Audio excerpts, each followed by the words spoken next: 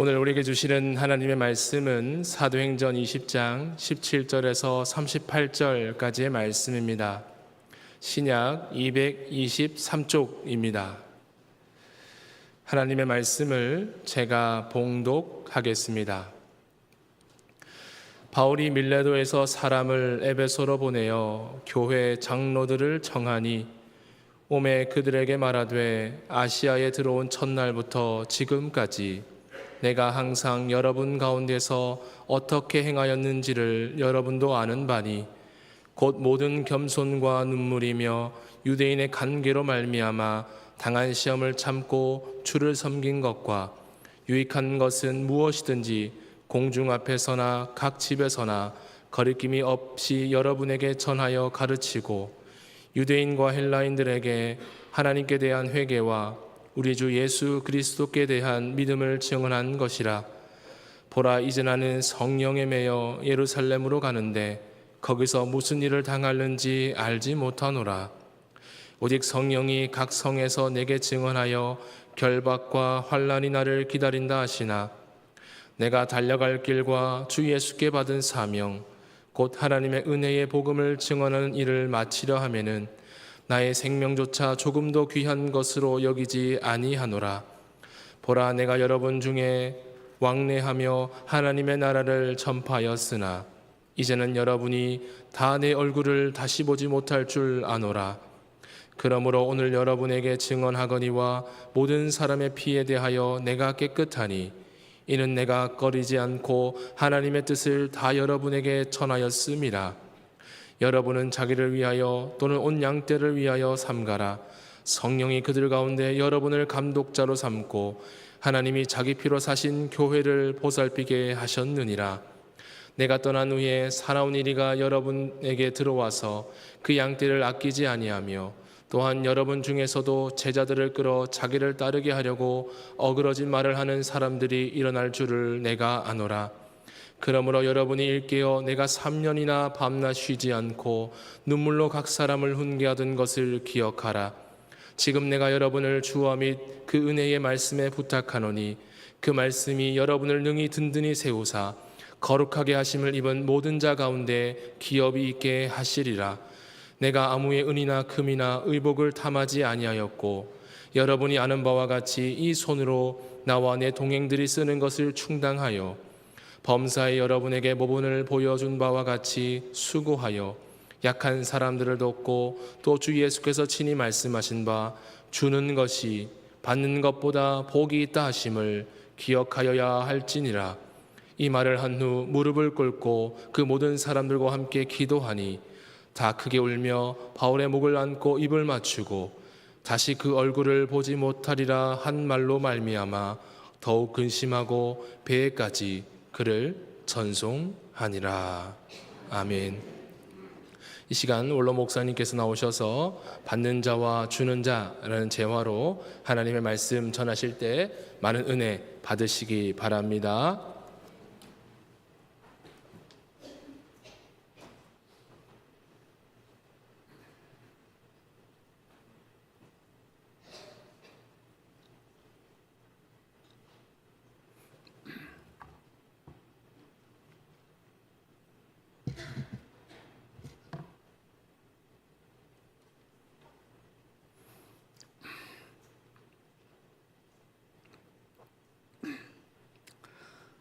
받는 자가 복이 있을까요? 아니면 주는 자가 복이 있을까요?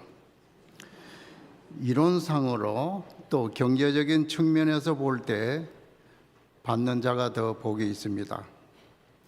오늘날 이 세상에는 주는 자보다 받는 자가 더 복이 있다는 말로 가득 차 있습니다. 왜 그럴까요? 받는 자는 받음으로 인해 재산이 늘고 지식이 늘고 그리고 더 많이 받음으로 인해 풍족해지기 때문에 행복해질 수가 있는 것입니다. 반면 주는 자는 줌으로 인해서 재산이 줄고 손해가 생기기 마련입니다. 그러므로 우리는 이렇게 결론을 내릴 수 있습니다. 주는 자보다 받는 자가 더 복이 있다. 그러나 오늘 우리가 읽은 본문 말씀을 보면 받는 자보다 주는 자가 더 복이 있다고 사도 바울은 말씀하고 있습니다. 오늘 우리가 읽은 본문 말씀은 사도 바울의 마지막 고별 설교입니다. 밀레도에서 이 고별 설교를 마지막으로 사도 바울의 선교 여행이 끝나고 그의 고난의 행군이 시작됩니다. 그는 나중에 로마 법정에서 재판을 받고 사형장으로 끌려가서 목이 잘려 죽음으로 그의 위대한 선교 여행과 목회 사역이 끝을 맺게 됩니다. 밀레도에서 그는 에베소에 심호하던 모든 장로들을 불러서 마지막 유언과 같은 설교를 하였습니다. 그 설교의 핵심 구절이 오늘 35절에 나오는 말씀입니다. 주 예수께서 친히 말씀하신 바 주는 것이 받는 것보다 복이 있다 하심을 기억하여야 할지니라. 그런데 오늘 우리가 이 말씀을 깊이 생각해 보면 우리 주님께서 주는 자가 받는 자보다 더 복이 있다고 하신 말씀이 사복음서에는 나오지 않는다고 하는 사실입니다. 그러면 주님께서 하신 이 말씀이 사실이 아닐까요? 아닙니다. 사도 바울이 진실이 아닌 말씀을 하실 리가 없습니다. 분명히 사도 바울은 우리 주님께서 친히 하신 말씀이라고 했습니다. 비록 복음서 기자들이 주님께서 친히 하신 말씀을 복음서에 기록하지 아니했다 하더라도 이 말씀은 사도 바울의 증언으로 인해서 주님께서 친히 하신 말씀으로 우리는 믿어야 합니다. 요한복음 21장 25절에 보면 예수께서 행하신 일이 이외에도 많으니 만일 낱낱이 기록된다면 이 세상이라도 이 기록된 책을 두기에 부족할 줄 아노라. 이 말씀은 예수님께서 공생의 3년 동안에 행하신 기적과 말씀들이 너무 많아서 다 일일이 기록할 수 없다고 하는 것입니다. 그러므로 복음서에 기록되지 아니했다 하더라도 이 말씀은 예수님께서 친히 하신 말씀이 틀림없습니다. 그러면 이 세상 사람들은 주는 자보다 받는 자가 더 복이 있고 유익이 많기 때문에 될 수 있는 대로 받는 자가 되려고 애쓰는데 왜 우리 주님께서는 반대로 주는 자가 더 복이 있다고 하셨을까요?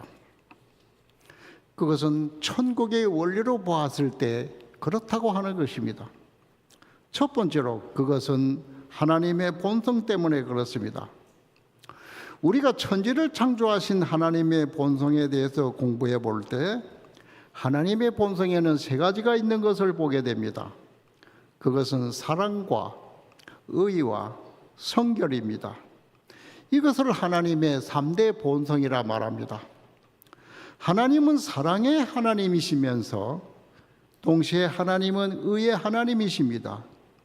그리고 또한 하나님은 성결의 하나님이십니다. 하나님의 사랑과 의의 관계를 사람의 살과 뼈의 관계로 비유합니다. 사람이 사람처럼 보이는 것은 살과 뼈가 있어서입니다. 살이 빠져 삐쩍 마른 사람보다 살이 포동포동 찐 사람이 더 예쁘지 않습니까? 물론 미에 대한 관점은 서로 다를 수 있습니다. 그런데 살만 있고 뼈가 없는 사람이 있다고 생각해 봅시다. 그런 사람이 있다면 문어처럼 문드러져 버리고 말 것입니다. 그런데 이번에는 그 반대로 뼈만 있고 살이 없다면 우리가 그런 사람을 사람이라고 할 수 있을까요? 사람이 아니라 그런 사람은 해골이죠. 그래서 사람은 살과 뼈가 있는 것입니다. 하나님을 사랑의 하나님이라 할 때 이 하나님은 동시에 의의 하나님이십니다. 그런데 성경을 자세히 읽어보면 여기에 하나 더 추가해서 나옵니다.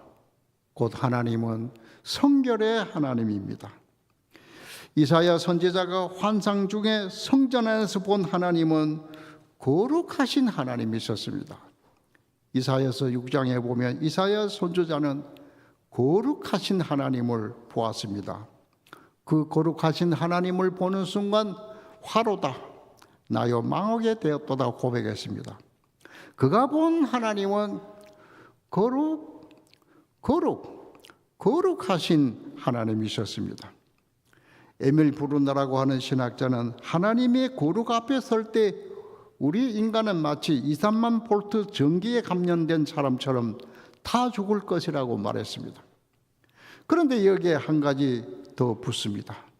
사랑의 하나님, 의의 하나님, 그리고 거룩하신 하나님, 여기에 덧붙여서 하나님은 주시는 하나님이십니다. 영어로 giver, 즉 주시기를 기뻐하시는 하나님이십니다. 인간을 창조하시고 인간을 위해서 물과 공기를 제공해 주신 하나님은 또 그 아들 예수 그리스도를 우리를 살리기 위해서 주셨어요. 이사야 9장 6절에 한 아들을 우리에게 주셨다고 했습니다.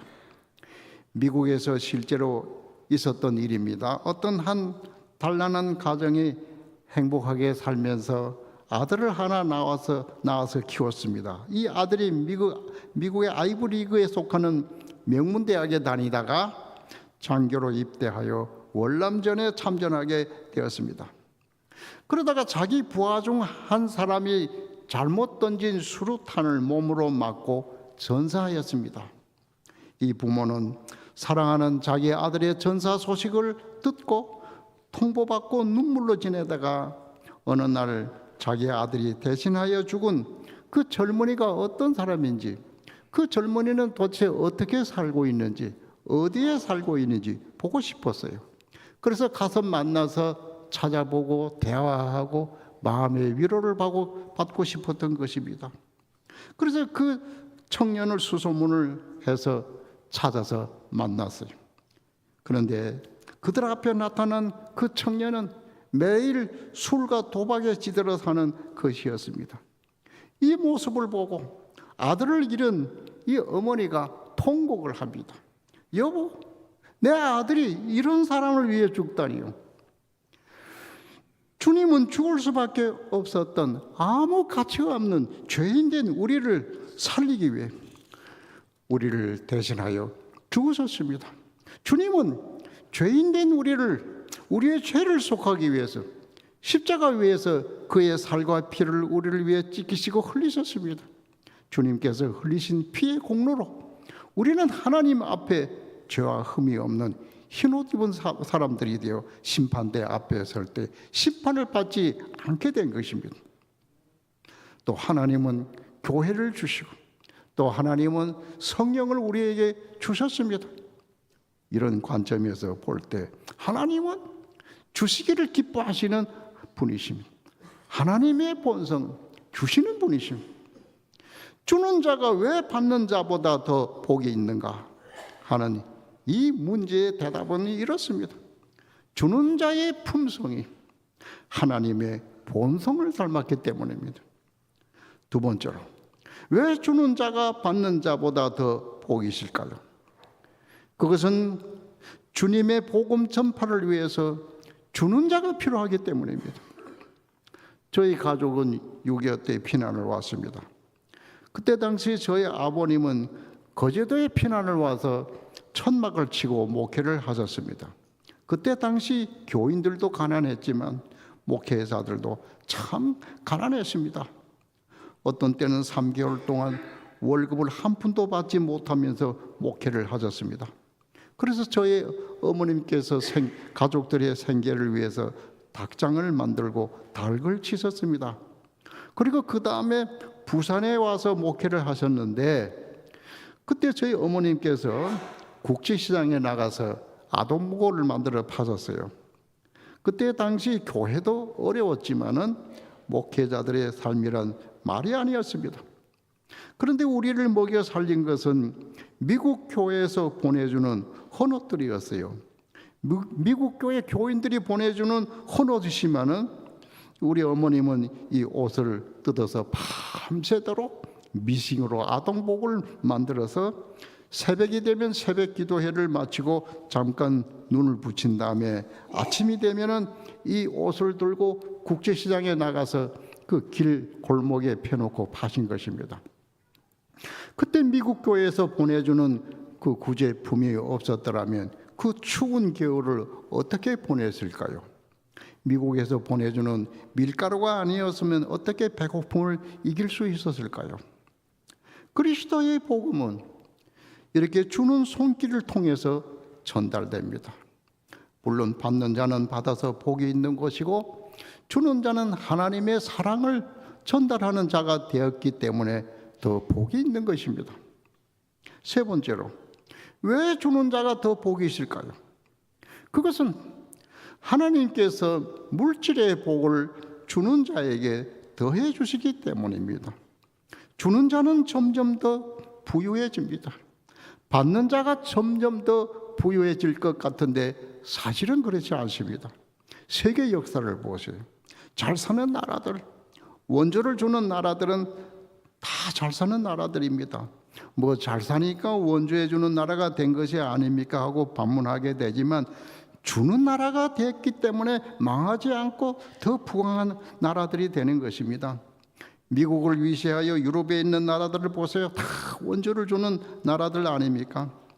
세계 모든 나라들이 이 역설적인 진리에서 못 벗어나는데 꼭 한 나라가 있습니다. 우리나라 대한민국이에요. 우리나라가 유일하게 원조를 받는 나라에서 이제는 원조를 주는 나라가 되었습니다. 즉 받는 자가 되었으나 지금은 주는 자가 되었습니다. 제가 신학교를 졸업하자마자 서울에서 개척교회를 했습니다. 그때 당시 우리 교단 총회는 개척교회를 하지 않으면 목사 안수를 받지 못하게 법으로 제정했어요. 그래서 저도 총회 방침을 따라 개척교회를 시작했는데 서울 강남에서 시작했습니다. 3년쯤 되니까 교인이 한 30명 정도 모였습니다. 제가 젊으니까 모인 교인들도 대부분 20, 30대 청년들이었어요. 그런데 개척교회를 시작한 후에 여기저기 이사하다 보니 사택이 필요했습니다.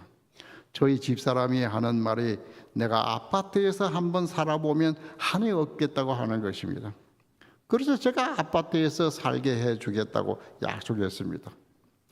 그리고 부동산을 들여다보기 시작했습니다. 부동산이란 바람이더라고요. 바람이 불면 올라가고 바람이 안 불면 값이 내려가고 하는 것을 보고 도대체 이 바람이 어디서 부나 하고 보니까 제가 살고 있던 강남에서 불더라고요. 특별히 잠실 2, 3단지에서 시작하는 것을 보고 집값이 내려갈 때 사고 집값이 올라갈 때 팔고 이렇게 해서 그 서울의 강남 봉원사 옆에 15평짜리 그 AID 차관 아파트라고 있었어요. 그 방 두 칸에 거실이 달린 아파트입니다. 그렇게 해서 제 아내의 소원을 풀어드렸죠. 그런데 제가 나중에 저희 아버님 교회에 부목사로 오게 되면서 그 후임 목사에게 교회 그다음에 교회 전세 뭐 모든 교회 재산과 함께 그 제가 샀던 사택을 다 드리고 왔어요. 그 후임으로 오는 그 목사님이 보니까 저보다 더 가난하게 사는 분이었어요.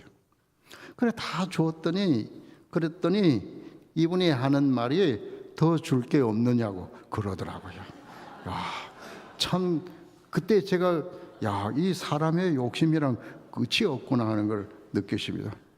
그런데 부산에 와서 어느 날 제가 신문을 보니까 그 강남의 AID 차관 아파트가 재개발을 하는데 10억이 넘는다고 하는 것이에요. 아마 지금은 그 아파트가 20억 내지 30억 하는 그런 아파트가 되었지만은 그 당시 10억이 넘는다고 하는 것은 대단히 큰 돈이 아닐 수 없습니다.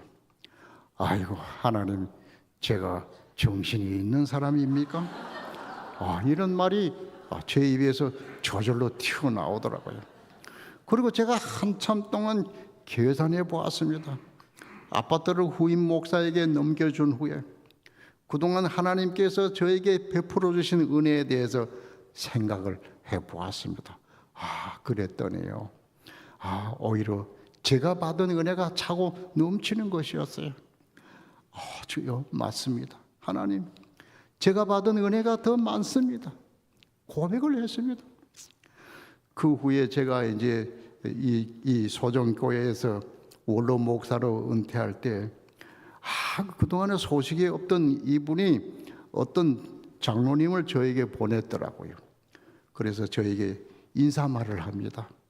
제가 원로 목사가 되어서 축하한다고. 그러면서 자기 자신은 자기도 은퇴하고 기도원에 들어간다고 하는 것이었어요. 아직도 무엇인가 구할 것이 많이 있는 것보다 생각을 했습니다. 그 순간에 제 마음속에 떠오르는 말씀이 바로 오늘 우리가 읽은 사도행전 20장 35절의 말씀.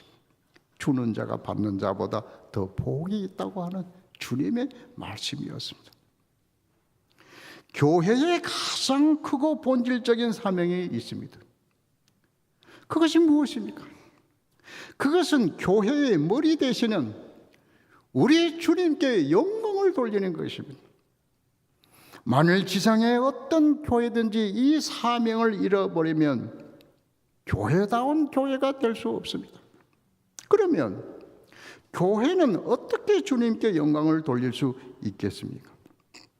해방의 신학자로 알려진 몰트만이 이런 설명을 하고 있습니다. 교회가 주님께 영광을 돌릴 수 있는 것은 주님의 몸된 교회가 그 이웃과 사회의 복음을 전하다가 가난해질 때, 그때 주님께서 영광을 받는다고 하였습니다. 물론 처음에는 가난한 교회가 아니었습니다. 그러나 가난한 이웃과 사회에 그리스도의 사랑과 복음을 전하다가 선교하다가 가난해지는 교회가 될 때 그리스도는 그러한 교회를 통해서 영광을 받게 된다는 거죠. 즉 받는 교회가 아니라 주는 교회가 되는 거예요. 그런데 여기에 문제가 발생합니다. 이렇게 하는 성도나 교회는 더욱더 가난해지는 것이 아니라 더욱더 강해지고 더욱더 부유해진다고 하는 사실입니다. 우리 주님께서 가만히 두지 않습니다. 오늘 우리가 읽은 본문 말씀이 그것을 증거하는 것입니다. 곧 주는 자가 더 복이 있다는 말씀이에요. 그렇다고 해서 받는 자는 복이 없다는 말씀이 아닙니다. 받는 자가 복이 많지요. 그러나 주는 자는 받는 자보다 더 복이 있다고 주님께서 말씀하셨습니다. 오늘 주는 자, 주는 교회가 되기를 주님의 이름으로 축복합니다. 기도하겠습니다. 우리를 위해 이 땅에 오셨고, 우리를 위해 죽으셨고, 우리를 위해 부활하셨고, 우리를 위해 다시 이 땅에 오실 우리 주님께 감사와 찬송과 영광을 돌립니다. 오늘 이 시간에 주님의 치료의 손이 나타나서 오늘 이 자리에 예배드리는 병든 성도들의 모든 병을 치료해 주시기를 간절히 기도드립니다. 예수님의 이름으로 치료받을지어다. 예수님의 이름으로 치료받을지어다. 사업의 어려움을 당하는 성도들에게 해결할 수 있는 길을 열어주시고 가정의 모든 문제도 해결하여 주시옵소서. 주는 자가 받는 자보다 더 복이 있다는 주님의 말씀대로 주는 자가 되어 주님께 영광 돌리는 성도와 소정교회가 되게 하여 주시옵소서. 교회의 머리가 되시는 우리 주 예수 그리스도의 이름으로 기도드립니다. 아멘.